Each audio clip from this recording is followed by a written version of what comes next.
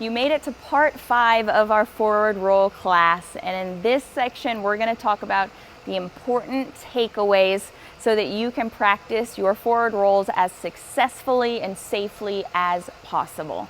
So as you can see, we've got a few bullet points we're going to talk about here. The biggest one is making sure you are moving forward in your training with confidence and committing to follow through with the roll. So especially in newer gymnasts, maybe people who don't have a background in gymnastics, brand new to this sport, brand new to rolling, it's scary.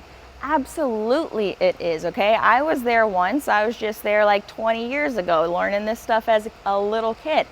But I remember just being a little bit unsure, like, okay, what the heck do they want me to do? So the reasoning behind having these really in-depth classes is to make sure I provide you with all the information you need so that you know how to correctly and safely perform this movement, because knowledge is power. And again, you want to make sure that your brain first understands the movement pattern that you want your body to move through to be able to do this skill.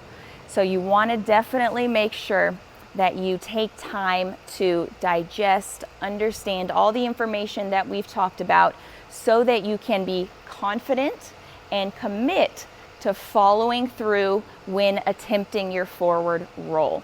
Because when you know what you want to do, you've communicated that to your body because you've improved your coordination levels, you're going to have so much more success the first time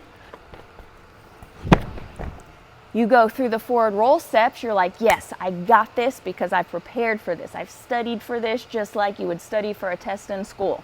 But if you skip the steps, you don't really turn your focus notch up. You're not really thinking about what you're supposed to be doing.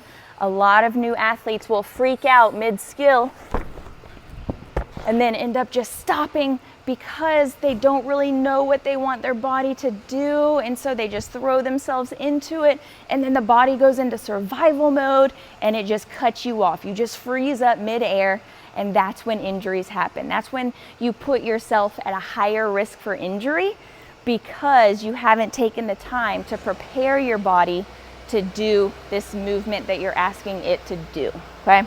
So, important takeaway number 1 is make sure you really take in, digest, understand all the information we've talked about so you can be confident and commit to following through with your roll.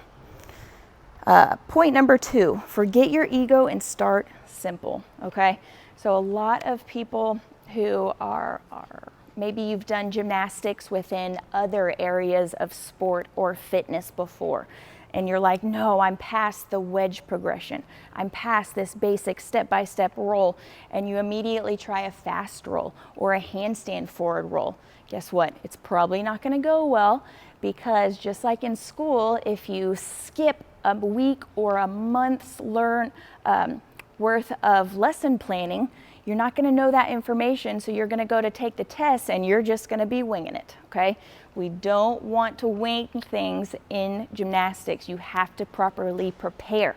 And this means throwing your ego out the window as you're learning, because this sport is dangerous. There is a risk for injury, and we're trying to minimize that risk for you as much as possible, okay? So this isn't me just trying to like shut down your gymnastics dreams, make it super boring. This is me looking out for you and your well-being, trying to keep you safe as possible so that you do have the most long-term success as possible. So throw your ego out the window, even if you've rolled before, and go through all of the step-by-step processes that we've talked about in today's class. All right, point number 3 is mindfulness. So visualize and understand each step versus rushing to roll. This kind of really beautifully folds into that second point we just talked about. You want to make sure your brain is turned on when you practice these gymnastic skills, that you're being very mindful and intentional with your movement. You're talking to yourself. You're saying, hands on the floor, bring my feet up. Oop, where's my center of gravity? It's right over my lever point. Awesome. Gravity tipped me over. And then you're telling yourself to tuck your head in. You're telling yourself to have a lot of control, to pull your heels into your booty to stand, to sit up with your core, shoulders over your toes, and then boom, I just did it. Yes, that's awesome. You have to think about what you're doing because, again, this sport is very, very mental.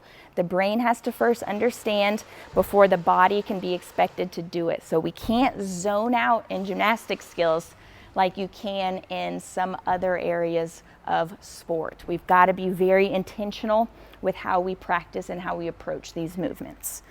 All right, last but not least, you want to make sure you're training with the proper quote unquote equipment, okay? So again, you don't have to be in a beautiful gymnastics facility with super high quality mats to be able to learn to forward roll. You can do this stuff at home. You've just got to, again, be mindful about what you're using and kind of think through before you go to practice something. So using your mattress, let's say you're doing your first forward roll on your bed at home, big fluffy bed, okay? If you were to accidentally skip a step or miss a step and we don't walk the hips forward and you just collapse, if you collapse on a big fluffy mattress, you're probably gonna be okay. So you can use your bed, you can use couch cushions, pillows, stack up some comforters again, make a really soft, squishy surface that's gonna keep you safe, and then you can start to take off a comforter or take off a pillow as you feel comfortable and can do each of the progressions safely and correctly. Okay, so don't get caught up in needing a gymnastics gym to practice something like rolling. You can do it from home. You just have to, again, think about what you're using, tell yourself why you're using it so that you know you're going to keep yourself safe and can have a lot more confidence going into each attempt that you do.